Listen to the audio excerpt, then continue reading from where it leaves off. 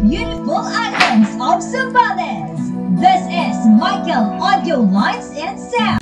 At ito lang pong paiso Twitter ang ipares ko nito sa pag-sound test dahil wala na po kaming mid-high box dito. At ang nakaload pala nito ay itong GM1015. So ayan, or Live Grandmaster 15. At ito na po Mr. Customer, ang iyong request, GM1000. So ayan, dalawang box. Pakinggan po natin yung sound test nito.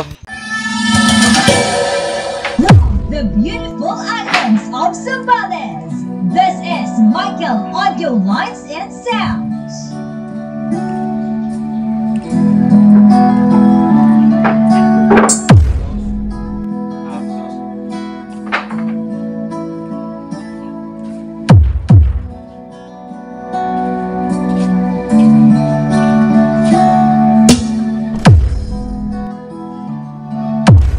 DJ Michael. Remix.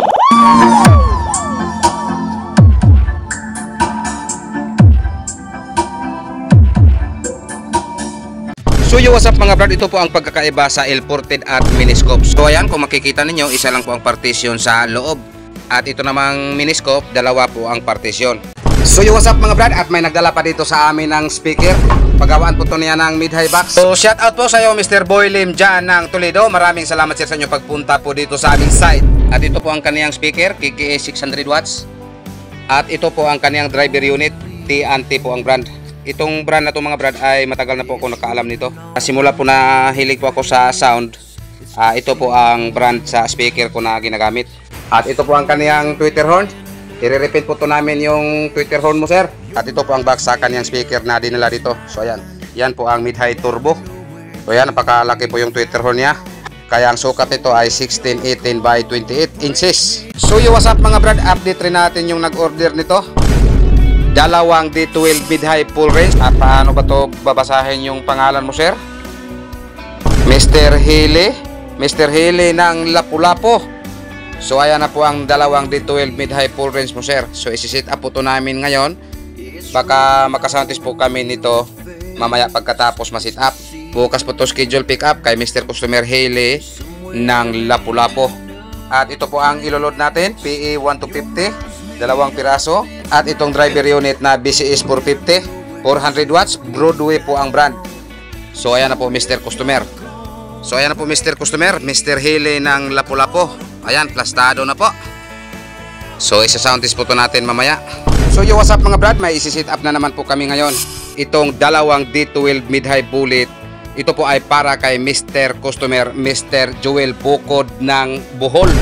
So at ito po ang iloload namin, PE 1250 at itong driver unit na BCS 450. So ayan.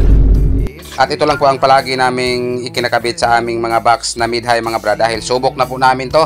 Itong PE 1250 at itong BCS 450. So ngayon Mr. Joel Bukod, isi-set up na po namin to. Bukas naka-schedule po to shipment patungo ng Loon, Bohol. So yo, what's up mga brad, ito po ang karga nila kanina.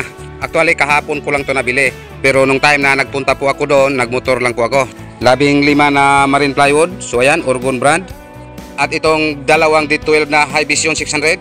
At itong apat na BCS 450. At itong apat na PE 1250. At ito po ang sinasound test namin kahapon doon sa Advanced Electronic. Dalawang Targa 15500. At itong isang karton na mga screw.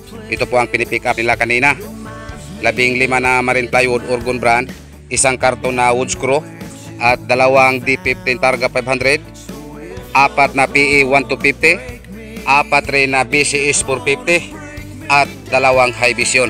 Dalawa nito ay para po sa Lapu-Lapu at dalawa naman ito ay para po sa Bohol. At itong dalawang Targa 15, yan po ay para kay Mr. Julian Balasabas ng Surigao. At ito namang dalawang High Vision, yan po ay para sa Toledo.